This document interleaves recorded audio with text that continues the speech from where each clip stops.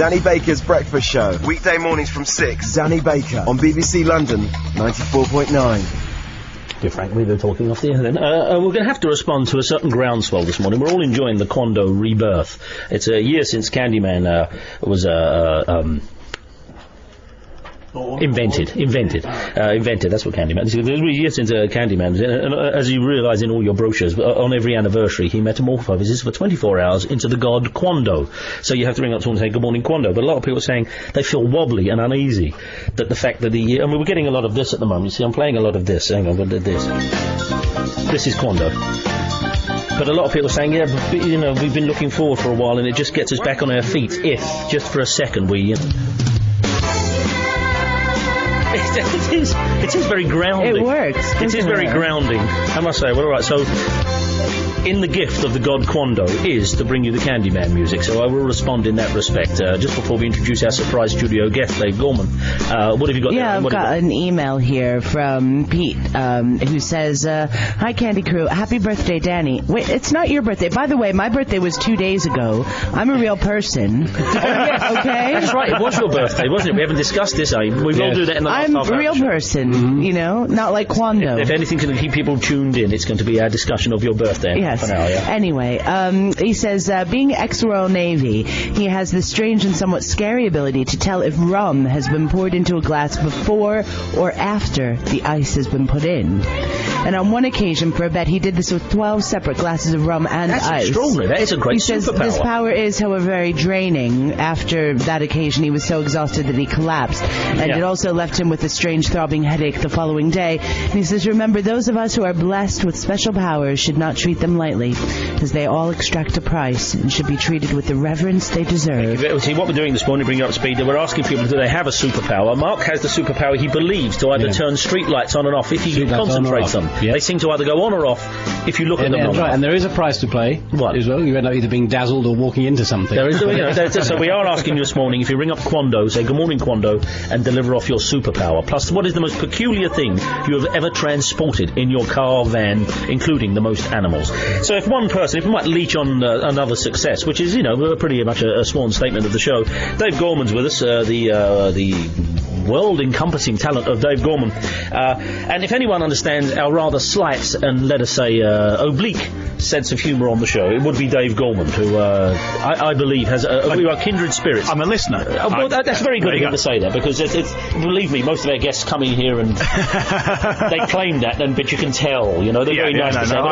Thank you very much, Dave. And you're in for the publication of the Wunder book, which is Dave Gorman's Google Whack Adventure. Google Whack is. I've seen it. You've got whoever your PR is. I mean, they're excellent, because I've seen a lot about it.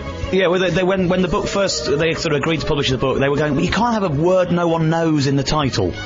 You can't have the word Google Whack in the title because it means nothing. Which I thought, I like the fact that the title means nothing. Welcome to the Quando Day, by the way. But we're on a campaign to make sure that actually we just make that word known. Yeah. That's fine. So I'm everywhere. But do you find that much resistance to the, let's call them conceits, that you have built an empire on? I used to. It's got a bit easier. Yeah. The thing I used to do, I'd sort of have an idea for a show, and everyone go, but how's that going to work? Yeah. And when they say that's when I knew it was going to work. Yeah.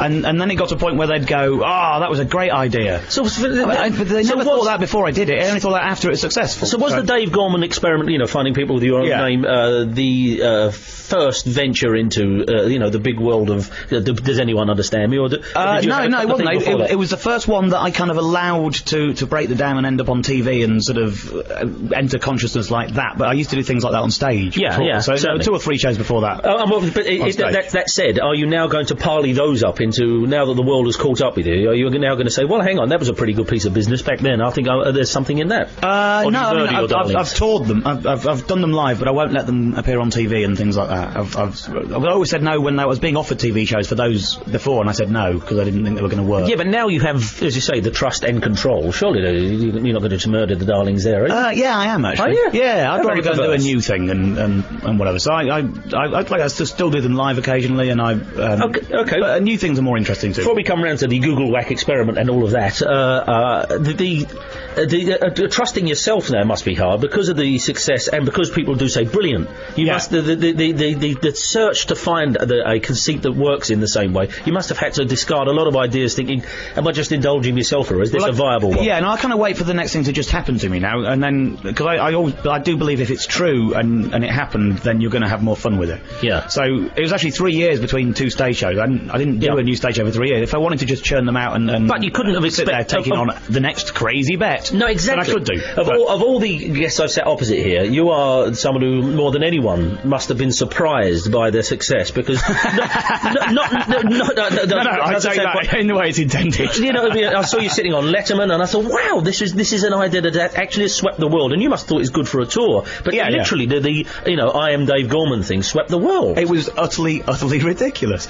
But to me, in a way, appearing on Letterman just makes it funnier. Yeah. Whereas if it's me in a pub doing a gig to like 90 people, then cute idea. But the minute millions of people are taking it seriously, that's funnier. And it's exactly the same content, but it's just the more people who are going, really? Because that's hilarious. It entirely added to the joke when he said, "My guest this evening," and a guy from England, Dave Gorman. I thought, no, I know. So did I. I thought, that'll be good. Oh, hey, it's me. And you, obviously you can't stop that as well, the original Dave Gorman thing. There must be still people writing to you, getting in touch and all of that. Every day of my life I get emails saying, "I'm one, come and meet me, I live in Ulaanbaatar." What was the last count up? How many? Well, the whole point was to meet 54. I stopped going to meet them when I got to number 54, but they still come and meet me, so I've now met 106. Okay, let's come round to Google Whack. So there it is. Along the way you're thinking, what is the next thing? And then you decided on it. Tell us, what is Google Whack? A Google Whack is what happens when you put 2 words into Google, you press search and you only get 1 hit.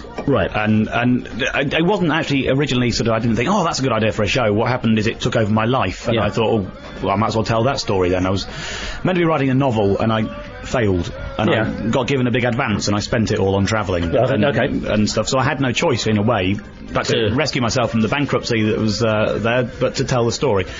I got told I was a Google Whack, meaning my website contained one. Oh, really? It's no longer the case, but sadly, if you put the words Francophile and namesakes into Google some time ago, it only led to davegorman.com.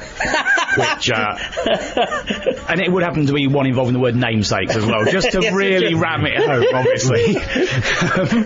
So there's enough in this, or is it the challenge is it seems so difficult? Yeah. I mean, once you put it out there, it says, "Oh, I'll have a go on that," but on average, how long do you have to sit there before you come up with Some people do it within sort of 5 minutes. Some people will spend a week trying. I keep getting emails going, "You've ruined my life. I saw your show. I haven't done any work since." It is single-handedly bringing British industry to a standstill, I think. Just to crystallise it, you take 2 disparate words, you feed them into Google, and have to come up with one. Oh, there must be one site that does. There are other rules. The words have to be in dictionary.com, and the website can't be a word list. So if it leads to like a page from a dictionary, that doesn't count. Oh, I see. It's got to be like a real website, real content and stuff. I have to say, I've never in any circumstances ever said on the radio or on television or in print, "If you find a Google Whack, please send it to me." But people seem to think that's what I'm saying. So can I say now, please do not send me your Google Whack, because I can go home today and I'll get like 100 emails saying, "I heard you this morning. Pulchritude table." Yeah. And what can I do with that? Exactly. There's no use. Where were so you what can I do? years ago? Yeah. Exactly. Sally, pride of our alley. Your name, the whole world told me. Morning, everyone. Sally, don't ever want to. This is, by the way, Dave Gorman's with us, promoting Google Whack the book, which, I mean, I'd seen so much about it, I presumed it was out, but it's this week, yeah? It's this week. It's due out this week. Bookshops are very naughty, and I'm not J.K. Rowling, so they just put it on the shelves about 2 weeks ago. No, it's going to fly, man. It's going to fly, you know that now. But this, by the way, is Jerry Monroe, who won, never mind your pop idol, never mind your world idol. This is Jerry Monroe, who won Opportunity Knocks for 4 solid months in 1970, when you had to put a stamp on a postcard and walk down to a post box. Nobody earned any money out of it, except Jerry's fame. Listen to Jerry Monroe here. Let me put a little of this in. Dead now, sadly. Well, There you Bobby go. Crush was very excited when you Yeah, played because I this mentioned one. Jerry Monroe. Certainly I did. Yeah, Troy, he did. Worked with him several times. He Yeah. said, I wonder where he is now. And I had to say, well, in 1991, etc., etc. Let's look up, not down. Dave Gorman's with us with the Google Whack thing, which is taking two disparate words, a slight conceit, of course, which is Dave's signature work, and two disparate words. You put it into your Google, and it's got to have just one response, one site that responds to it. Again, these capricious things. How soon do you get sick of them? To be honest, not to down to the book. The book is brand new, and this is at the moment still fresh. But how quick do you get sick of your own conceits? The thing for me is that normally, by the time I'm telling you about it, it's all happened and it's all over for me. Yeah. And people want to join in. Yeah. And so it's kind of like being a polite teacher with a kid pulling at your trouser leg going, yeah, it's okay, fine, it's over. Thanks very much. It's nice. But I'm glad you enjoyed it. There's nothing you can do. There's nothing I can do about it, exactly. It's not being patronised. That's the nature of these things. Just the way it works. It's the nature of these and things. I figure if it wasn't ruining my life a little bit, then it wouldn't have worked. So when were you... If I wasn't getting any emails going, here's my Google app, it means it hasn't got into people's heads and it hasn't worked. See, what you do, David, and I'll be honest, it's absolutely here, and which infuriates most people who are fans of yours, myself included, is you're absolutely infuriating because to find a new thing in this world is absolutely, it's the rarest thing. To find a new thing in showbiz, and you managed to do it. And so it's certainly with the first thing, and certainly with this. And anyone who's sympathetic to this kind of humour goes, oh, yeah. well, he should. Why doesn't he? Wasn't he in a train wreck somewhere? He's very good. He keeps coming up with this.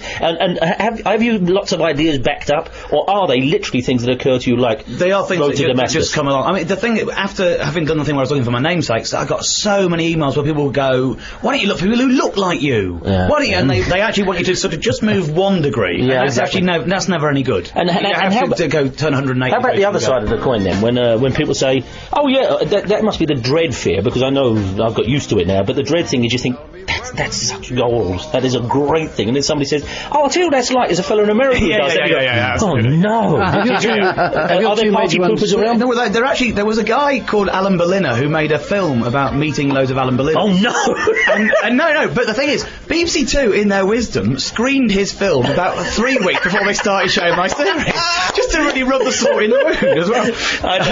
I get people who come up and if it's not Ernie Kovacs, it'll be. I'm not putting myself with those, but they say, "Oh, you took that from Kovacs, haven't you?" Say what? Having Quando Day, he had that. Yeah. Did he? Did he? There's nothing you can do. It's gone. I know. But actually, I watched his film and it's really good.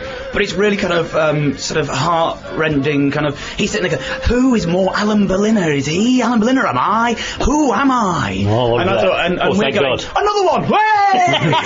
like idiots. Have they ever crossed over? I mean, the Google Wax and the I'm Dave Gorman things are two completely separate ideas. Is there any point at which these things cross? There is, and Google Whack wouldn't exist if I hadn't done the Dave Gormans, because one of the reasons it really kicked off is I sat down. The first Google Whack I found was Dork Turnspit, which leads to a guy called Marcus who lives in Birmingham, who collects second-hand photographs of women and dogs.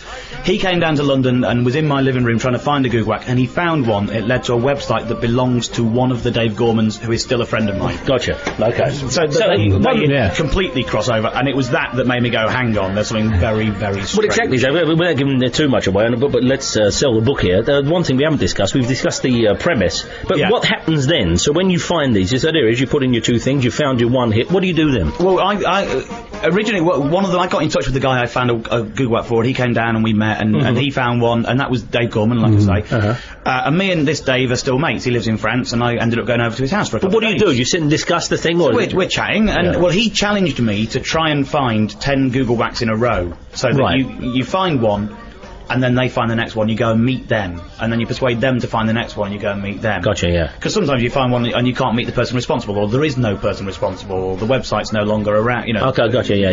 Moved on.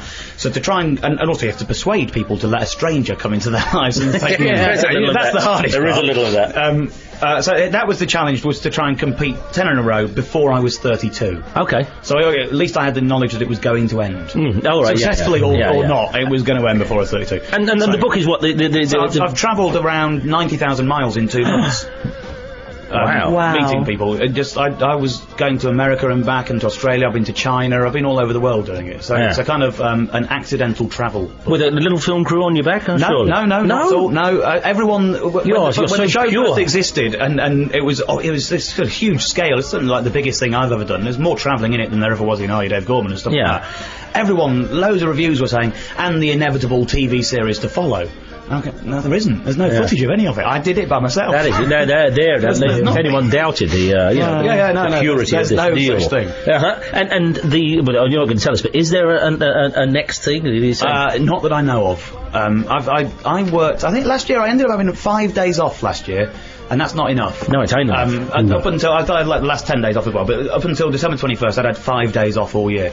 And this year I'm taking it easy. There's a book out, and the book can go and tell the story for me. I can sit at home, you can read the book for yourself instead of having me telling you the story in a theatre. And it's called a Google Whack. Google Whack Adventure. Google Whack Adventure. How about Google themselves? Have they sent any of their goons round to shake you down for copy? No, we did, because on the tour, with the images, we sort of did a parody of a Google image on the poster for the tour and stuff. The publishers weren't brave enough for that. They've done something else, but we actually wrote to them and cleared things with lawyers, and there's a disclaimer on the book and on the poster that said Google are not responsible for the content of this show. Unfortunately, neither is Dave. Yeah, okay. So we got away with it that way, but it's okay. What about yourself then, Dave? How did you tumble into showbiz? If indeed this can be branched as a branch off. Is it really? Yes, I think it is. I think so. Yeah, no, I was I just started doing stand-up years ago. And the same way as everyone else. Yeah, but okay. There's only nobody leaves school and goes straight into stand-up. How did you do that? I witnessed a gangland killing, and they put me on the witness protection program, and the identity they gave me was Dave Gorman stand-up comedian. I'll buy that. I know now it's shot my anonymity out of the water. It's also given away the fact that Dave Gorman is not my real name, and that whole project is dead. It's ruined. I'm found out. I'm done. Just on that, do you ever grasp a mic and still do the stand-up, or much more? No, I still do shows live, but it's not really stand-up. I don't sort of. I used to do me and a microphone telling some jokes, and now I do like 2 hours where I tell you a true story. Yeah. So it's got a lot of the old sort of style of stand-up in it, but it's not. I can't go and do a club and do 20 minutes because it doesn't make any sense. No, and just on what you just said, did you meet any bogus Dave Gormans in that tour? Did people after it became popular just, the day after it was on TV? You suddenly got a whole rash of them. Up until then, I'd got loads of emails, and everyone was from someone genuine telling me about a real thing that had happened to them. The minute it was on TV, people didn't understand that the whole TV series had already been filmed. And it was coming. They thought we were making it week by week or something. So week one, they're watching this thing. Oh, he's trying to meet Dave Gorman. I'd love to be on TV. Yeah, that's it. And they'd send you an email saying, I am called Dave Gorman. This is my phone number. This is my address. And you'd look at the email address, and it'd come from like bob.thompson@whatever. Well, we clearly just want a crew to turn up at your house. When we did our occasional feature, people whose names sound a bit like famous people, we had a couple of Dave Gormans. So there's tribute and a salute in itself. We got that. But then again with that, and while we're bad-mouthing people who don't get jokes, we used to get people ringing and say, like, because Vincent Rice is great. And then we get people ringing and say, but I know someone called Vincent Price. Yeah, no. So anyway, we round on that perhaps too much. So, and what do you put down when people ask you what you do? What would you say you do? I mean, are these lectures? Are these... what are they? I don't know, storyteller, I guess. That's good, pretty good. That covers books and live. Dreamweaver. Weaver of dreams. So storyteller would be about it. I think that covers all the different kind of, like, live and in print and stuff. And you're planning to lay fallow for a while now, yeah? I think so. I want to take some time off. Can you do that, or do you think in a month's time you'll be thinking... Who knows when you'll be laying there in the middle of the night and think, oh, that's it, that's the next one. I think what I'm most likely to spend this year doing, apart from like I'm going to spend January and February, you're going to hate me because I'm just going to be on every show I can do telling you about this book, obviously.